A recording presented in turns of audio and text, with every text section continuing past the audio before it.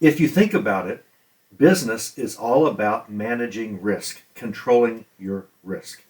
We all learn about risk from an early age with the board game Risk. But other than that, we learn about risk, especially in business. I was taught a very valuable lesson one time when I first started my own business. I was in the religious statue creation business, but I never made a profit. So I learned something about risk. Let's talk about risk when it comes to eBay. eBay, you can make a profit pretty easily. Maybe not that kind of profit, but you can make a profit pretty easily. eBay is the only selling platform on earth that I have ever seen where the input, the amount of effort that you put into it, directly comes out as income to you. I'll have some people disagree. I'll probably have some Amazon FBA sellers telling me, oh, Amazon is the same way. The more you do, the more you make. That's not true. I'll never believe that. I was a full-time Amazon reseller for 3 years, and I have been very actively involved with many, I'm talking a couple of hundred or more, full-time and almost full-time Amazon sellers in the last 8 years. And I'm telling you, most of them don't do very well considering what they have to put into their business. If they want to grow their business, the number of people they have to hire, the amount of money tied up in inventory, all of that. eBay is the place, and I say it's the place the way that we do it, the way that we teach it at Ultra Advanced on eBay.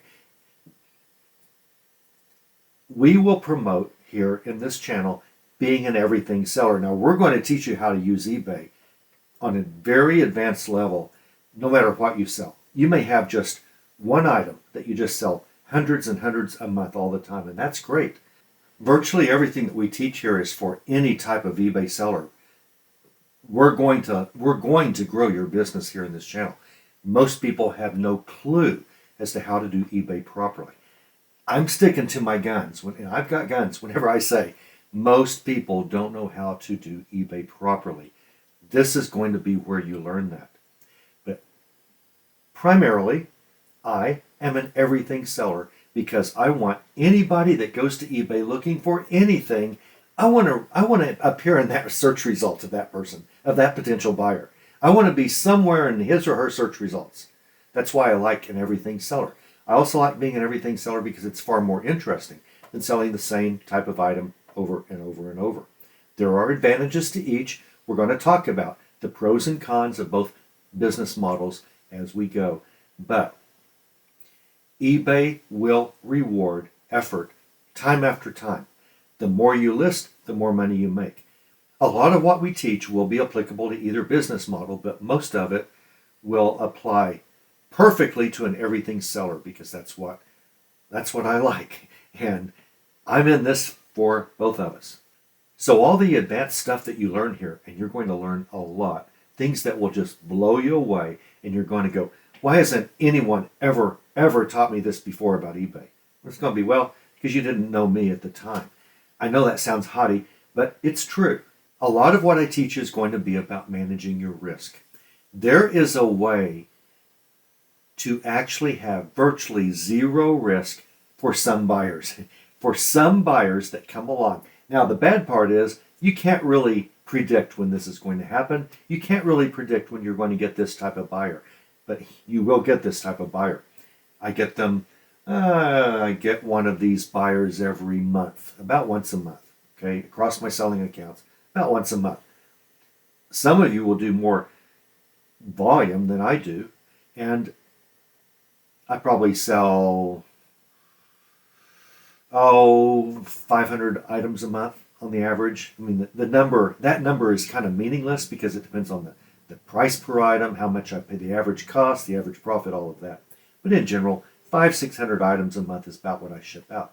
And I get about one of these types of buyers every month, and they're virtually risk-free.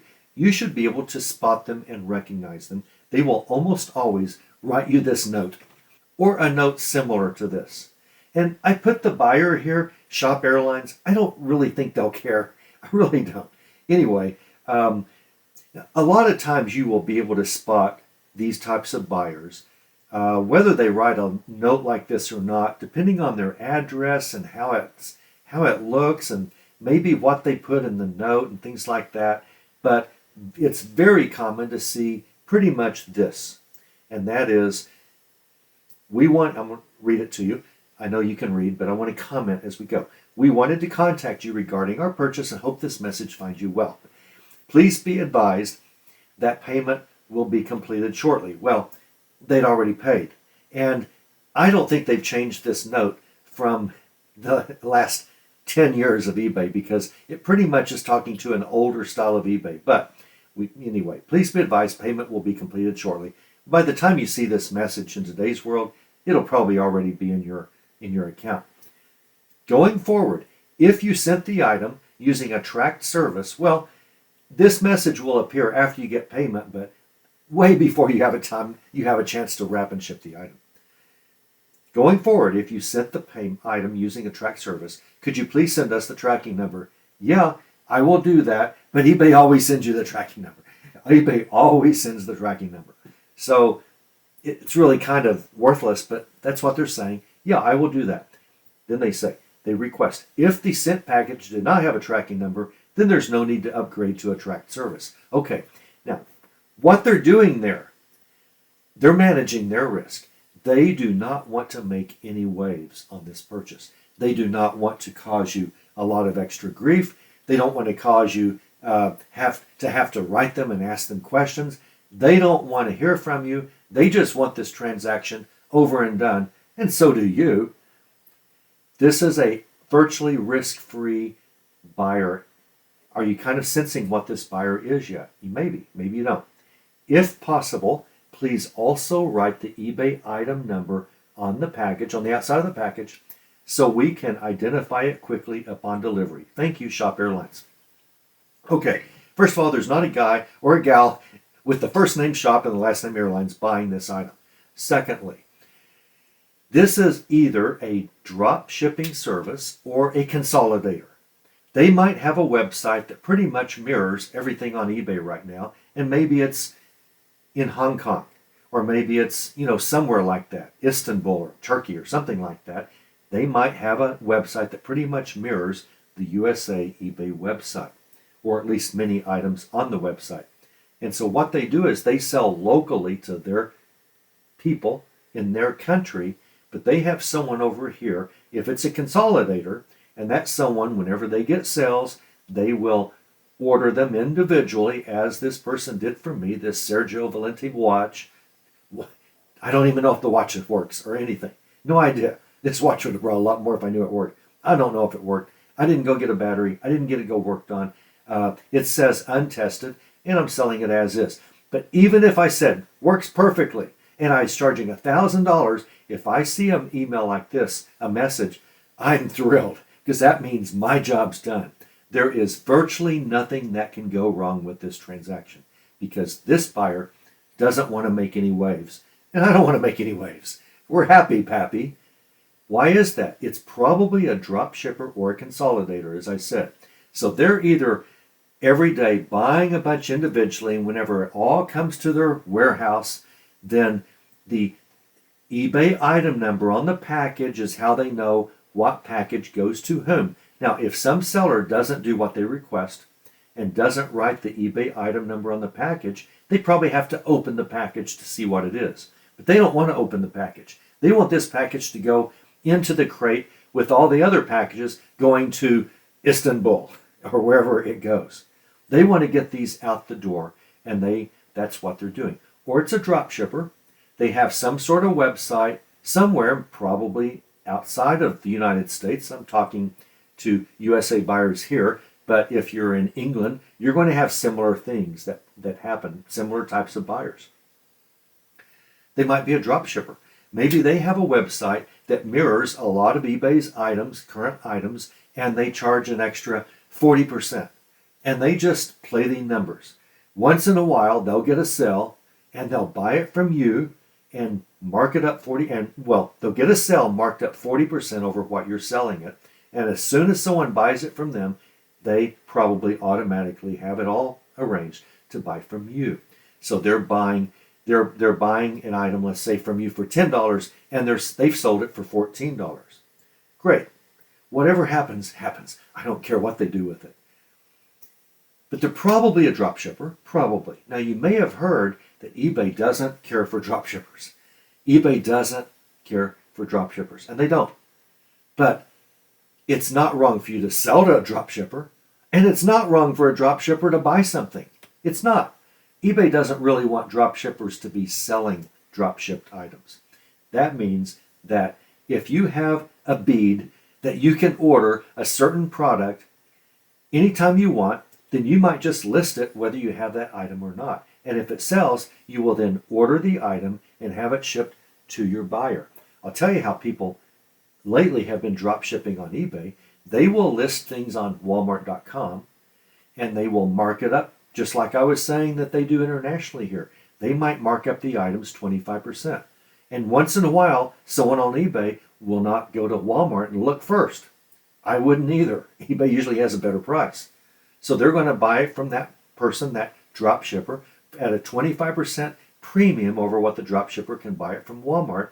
And what the guy does or the gal does, all she does is just place an order with Walmart and have it sent to the buyer. And they don't take delivery, they don't have wrapping, they don't have shipping, they don't have anything. They might only mark it up 15%. They only have to mark it up enough to make a little bit every transaction, and they're playing the numbers. They just want to make a lot of transactions. Because it's not like they have to wrap anything or mail anything or go to the post office or do anything. If they get an order, they just order it from Walmart. Okay, that's a true drop shipper, and the reason eBay doesn't like those sellers is because there is nothing that says that buyer, that seller, is going to be able to get it from Walmart. What if Walmart runs out while the listing is still active on eBay? Well, the seller, the drop ship seller, is going to have to cancel the order, item not available, lost or broken or something. eBay doesn't like that for good reason. eBay, it hurts eBay if eBay sells something and then all of a sudden, just joking, we don't really have that for sale. Just joking. That's not good. eBay doesn't like that. But for me, I like selling to drop shippers. And eBay doesn't care if I sell to drop shippers, and eBay doesn't care if a drop shipper buys from me. Here's the thing.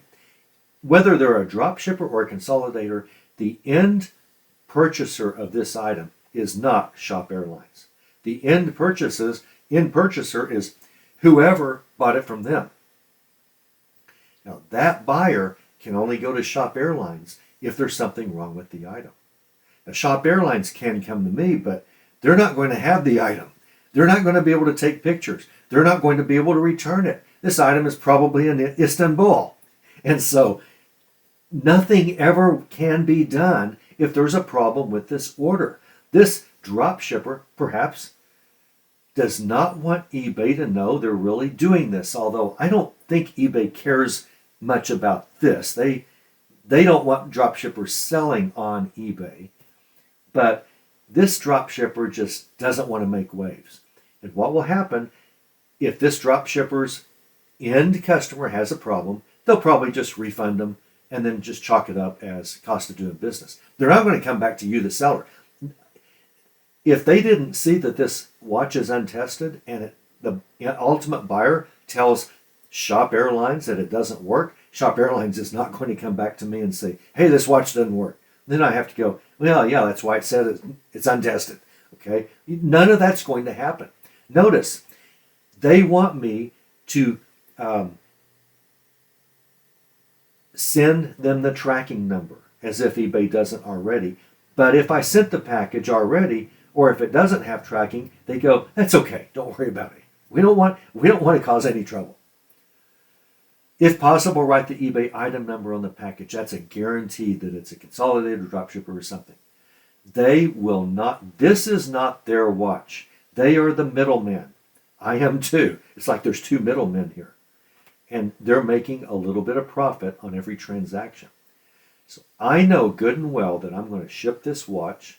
Now, I'm going to do everything I can to get it there properly. I'm going to ship on time. I'm going to wrap it carefully. I'm going to put the paperwork in it and everything that's needed. I said that wrongly. I'm not going to put paperwork in this. I don't think that they would want their end buyer to see how they bought it. Now, I bet this happens a lot where there's an invoice, but I don't think they prefer that. I'm surprised they didn't tell me to leave all paperwork out of this box, but they didn't say that.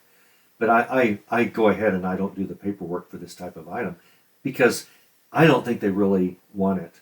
And I think it's just better for them if they don't, for their business model. I don't want their end buyer to see how they bought this item. So now, I may be totally wrong about this whole thing, but I'm not. I'm probably not. This is a buyer of mine that never will ever cause me a problem on anything they buy. And I love that. This is a perfect way of reducing your selling risk to almost zero. Get lots of these buyers. How do you get lots of dropshippers and consolidators as buyers? How do you do that? I don't know. Sell the things they want. What things do they want? I don't know. I'm always surprised. But I get about one a month.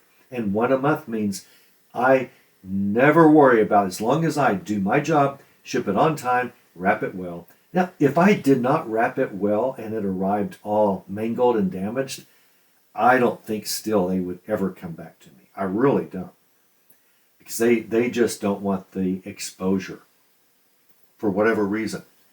But of course I'm going to wrap this as if my Aunt Jewel, my great Aunt Jewel, she's been gone along like decades. My great Aunt Jewel, if she had ordered this, I'm going to wrap this the way I would wrap it if she had ordered it from me. Somehow, from heaven. I don't know how she'd do that, but airmail, I guess. But I'm going to do my job. But if something happens, it's zero risk. You should always identify these buyers, kind of learn from them, and depending on what you sell, let's say you're not an everything buyer. Let's say that you sell similar types of items quite often. You might see that these drop shippers and consolidators might start buying a lot of one type of item that you sell. And if so, great. That just reduced your risk for those items in your inventory, depending on how many of these types of buyers will buy them. There's not a big lesson here in that you can't really do much about this. You can, other than be grateful when they arrive. I think it's important in our business to know as much as we can about everything in our business. And this is something that you should know about one of the buyers, one of your customers that you will have sometimes or a lot of times. If you've got 20,000 items in your inventory, you're going to have a lot of these. If you've got 300 items in your inventory, you might have one a year, or you might have 300 of these. I don't know, but the odds are the larger your inventory, of course, the more likely you're going to get some of these buyers. And it's just good to understand what they are. And ultimately, I do have one takeaway, and that is, if they do have a problem, let's say that their ultimate end buyer comes back to them and says, this watch arrived broken. The crystal's broken, but you sold it with an unbroken crystal. Shop Airlines doesn't, but one of these types of purchasers, buyers, might come back to you and say, the crystal's broken. You need to refund us. There's no way I'm going to refund them. They're not the ones, they can't take a picture of it. They can't return the item to me. If I say, fine, return the item and, open a return case and return the item, and we will gladly reimburse you for your return shipping and your original fee. Of course. But they can't, because this thing's in Istanbul. And by the time it arrives back to them, they're not going to mess with it. It's not worth it to them to mess with that. So they might rarely try to see if you would just fix it, meaning refund all their money, if they just tell you about a problem that their buyer told you about. I've had that happen once, and I knew it was a dropshipper or a consolidator. It wasn't Shop Airlines. This is really, I've had nothing but great success with Shop Airlines. But there are others that I've dealt with. But I did have one time. And I said, you're not the end buyer. I can't deal with you. And unless you can open a return case and get this back to me within the stated 10 days, I can't do a thing about this because you're not the one with the item. I just came out and said it. Now, they don't want eBay to read these messages if they escalate this. And they never wrote me back. I did block them, because Shop Airlines would, even if it arrives broken, they're not coming back to me. They've got too much business and they have to manage their risk. They're not going to take the time to take a $28 watch and try to get the original seller to fix it for their ultimate buyer. Nothing like that. So it's good to know this. That's one takeaway. If you get a buyer like this, you should kind of challenge them. Now, I just came out and said, you're not the end buyer. I know you're not. But you probably shouldn't do that unless you really are certain. What you should do is just say, fine, open a return case within the state of handling, return time, and we will take care of it. And they will never, ever do that. They just want you to refund them just by hearing the problem, and you should never do that.